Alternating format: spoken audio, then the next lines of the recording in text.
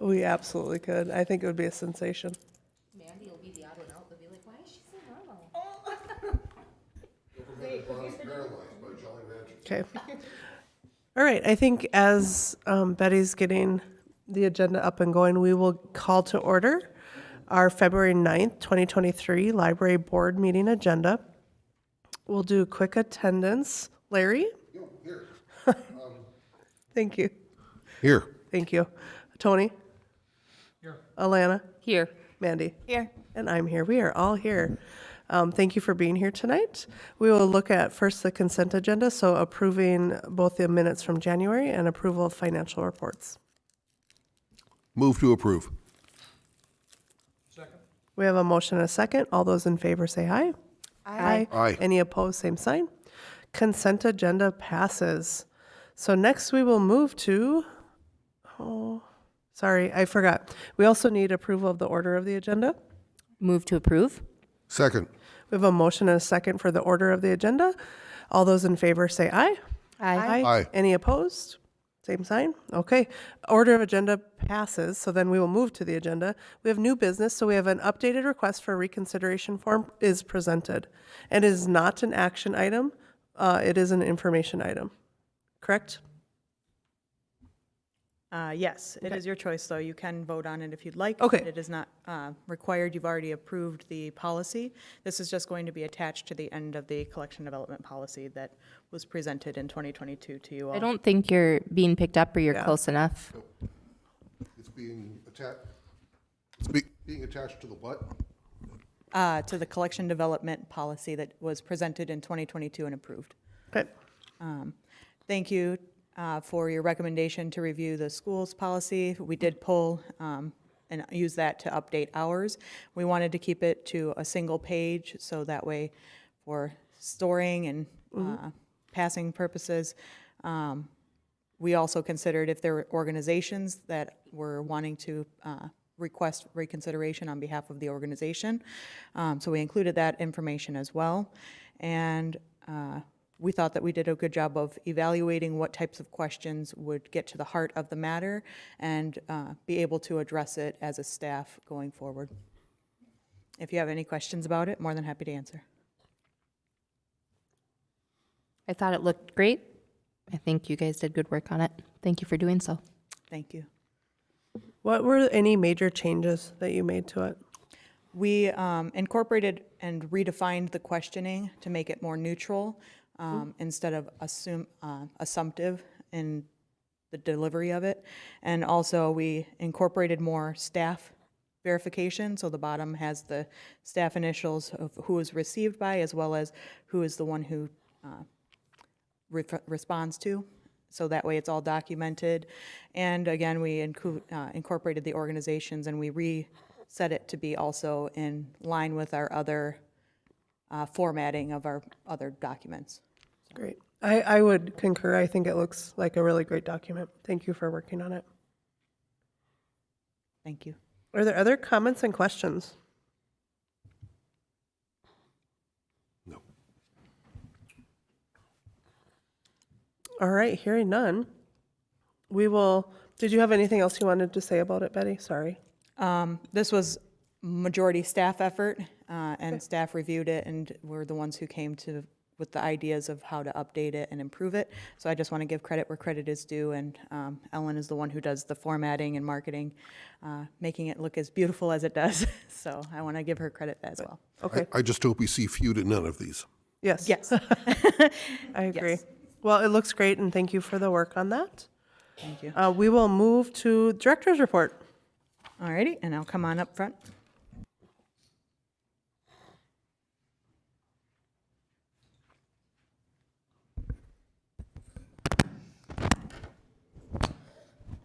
I was going to ask if it's on, but I heard it crinkle, so.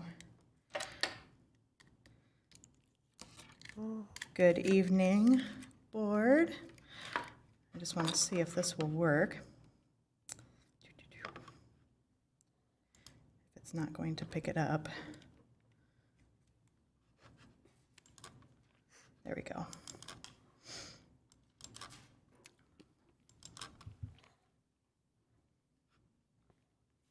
Oh, I don't know what this means.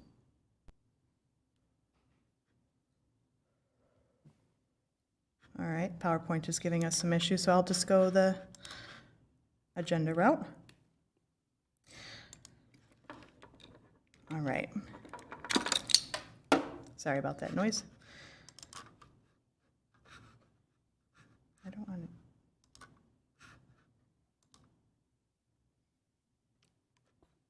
There we go. Okay, so that picture is from our closure with staff moving large print down to the first floor. Two of those four sets were moved from upstairs downstairs. So full-on moving was happening, not just the books themselves, but actual furniture and shelving, whole units. And it was a complete staff effort to get things in place in the timely fashion, and staff moved at an incredible rate, and I'm very proud of all the work that was done on that time.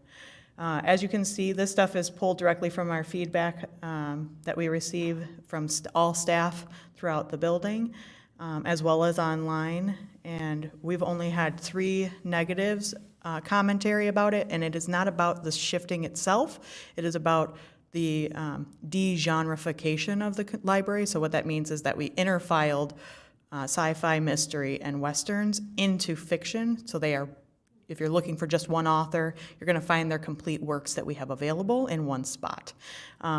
We are addressing these concerns with an internal survey of staff to see how we can better label things and to get a full consensus of what we are seeing as employees to better serve the community. So there are things being addressed on the back end to continue to improve what we just adjusted. Overall, the large print is the big hit of moving downstairs. It is much more ADA compliant. They aren't having to take 2 elevators or request staff to be able to go to the second elevator. And we've also seen magazines being utilized a lot more now that they're on the second floor, and there's a lot more leisurely reading space up there. And the graphic novels have already gotten an increase in circulation, adult graphic novels, because of this shift. They used to be in the far back corner of the library, and now they've been pulled up to the front, and we are seeing a positive result of that. We're closed for those days that have been already approved. Again, overwhelmingly positive feedback. The meeting room usage, it's the policy that was approved by the board last year. We are going to start tracking that for the board to see, and also identify if there's recurring groups or how it's being utilized as a public space. So thank you, Ellen, for coordinating that. As you can see, this is upstairs. The teen section got switched over to the other side, so it's further away from the elevator. It gives it a little bit more of a teen space. And that is myself and 2 other employees working on the shelving, getting it together, because again, we were moving full on shelves. Jackie Marler has been with the library for 14 years, and she will be celebrating her retirement at February 10th from 3 to 5 p.m. Everyone is welcome to attend and see that. And come and say farewell to her. The program assistant position closed on February 3rd for the adult department, and interviews are already scheduled for the 10th. That was an internal posting, so that is, we've got candidates who are excited to take on that opportunity. Adult services librarian position closes on February 8th, or closed, so we actually have 32 candidates who have applied for that position. So it's very nice to see that there are people who are very interested in working at the library. Technical services manager position closed on January 27th, and interviews were held on February 2nd. There were 5 initial candidates, and we interviewed with 3. We did make a selection, and they have accepted. They will be starting on March 6th, and when they start, I will ask if they would be able to come to a board meeting to introduce. So you should be able to meet them shortly. They have, they have over 20 years of library experience. Can you tell us who accepted? I don't want to because I don't know how, they're coming from another job. So I don't want to reveal early on their behalf in a public manner. But they are coming from 20 years of library experience, primarily in public libraries, and very team-oriented and very focused on continuing their own education as well as advancing the services to the public. So we're very excited to have them. Again, the collection moving project was a resounding success. There's Kirsten and another employee who are literally sliding shelving. I didn't even know this happened until I saw the picture of it, because we were all in our own little areas doing our own work. And when I say it was a very collaborative effort, this is what I mean, is that those shelves all had actual shelves and had actual books on them at the start of the day, and they were all removed in a timely fashion to be able to be put together for the public to, and in order. So it was a lot of moving parts. And I cannot thank Kirsten Hennigan enough for her efforts to have this vision become a reality in the library and to benefit the community the way that it has already and that it will continue to do so. And again, to thank the staff that all volunteered their time to participate in this project. There are some monthly impact highlights that I wanted to just share with you. I think it's incredible to note that our January circulation of physical as well as Hoopla and Libby digital materials and our offsite book drop usages are all exceeding past years, including past years pre-pandemic. So that's wonderful to see. It's showing that people are actually utilizing their cards and that increase in card holders is reflective of the collection being utilized.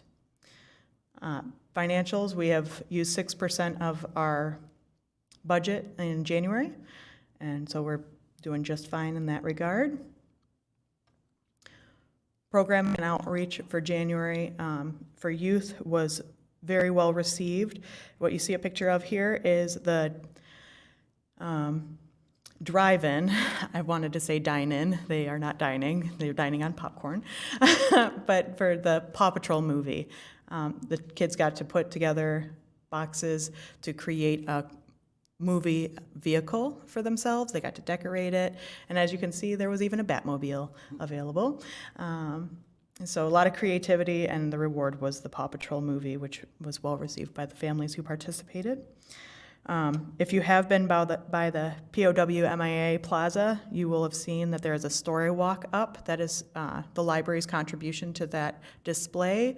The ice sculptures are representative characters from the story walk story itself.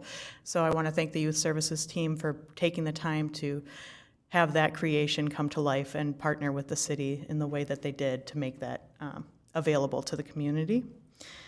And we had other wonderful programs going on. Stars of PBS event was at MSUM Planetarium, and they had wonderful turnout for people engaging with our table. And we also had positive feedback from other participants who were at that event, that what we had was engaging.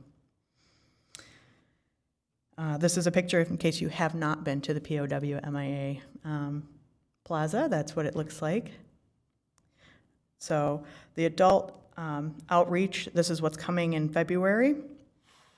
Again, the book clubs, there is going to be a shift in times in the book clubs for March, but that will be in the next month's meeting. The book club is aware of the chime changes. And Monday matinees are going to be Black History Month themed. We've been seeing a continual about 20 people each Monday matinee, which is really fantastic to see for an afternoon program. It fluctuates, but it's hanging around that 20 people number. And Microsoft Office Basics class, the 3-part series has been booked, as well as, there's a second one. Is it the stamped book that's already booked? That was the stamped book. Yep. Yep, so both of them were already pre-booked at capacity before the start of the programming, which was fantastic to see. This February 16th, 4 to 6, is the chat with me and anyone else who would like to come. It's been featured in the newsletter, and we've been receiving some comments that people are interested in engaging in that, so I'm looking forward to that opportunity. And today is Giving Hearts Day, so if you feel so inclined, if it's still open, I believe it is, yeah. So that's my first Giving Hearts Day.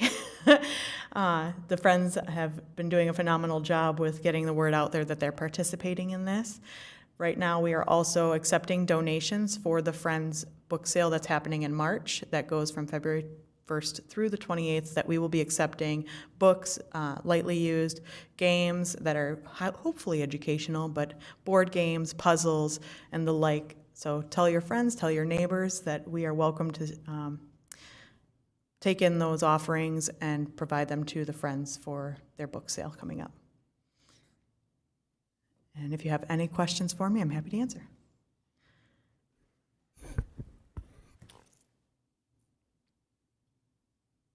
I don't hear any questions. Well, thank you all for your time. Thank you. All right, we have come to the end of our agenda. Are there any brief comments for the good of the order? I just have a question for Betty. Have you had an opportunity to look into bringing the Pioneer or previous issues of the Pioneer to the library at all?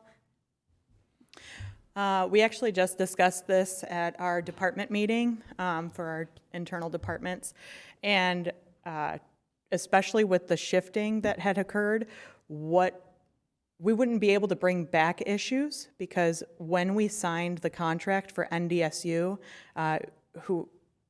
the previous administration, whomever it was who signed that contract, it states that that is a gift to the university. It is not something that you can take back. So at this time, we would not be able to retrograde that. And from what I'm aware, the Pioneer is available digitally. Is that right, Helen? My knowledge, I don't know how far back it goes, but. Yeah. And there are digitization opportunities that NDSU can be looking into for that specific contribution. However, due to space needs, we would not be able to accommodate housing past issues, even if we were to get them donated to us, unfortunately at this time. So that's something that we're considering as we go into looking into new spaces for the library, but right now it's just not feasible. Okay, I appreciate you looking into that. I'll pass that information along. Thank you. Absolutely. Thanks, Mandy. Any other questions? All right, we'd look for a motion to adjourn. So moved. Second. All right, we have a motion and a second. All those in favor, say aye. Aye. Aye. All right, meeting is adjourned.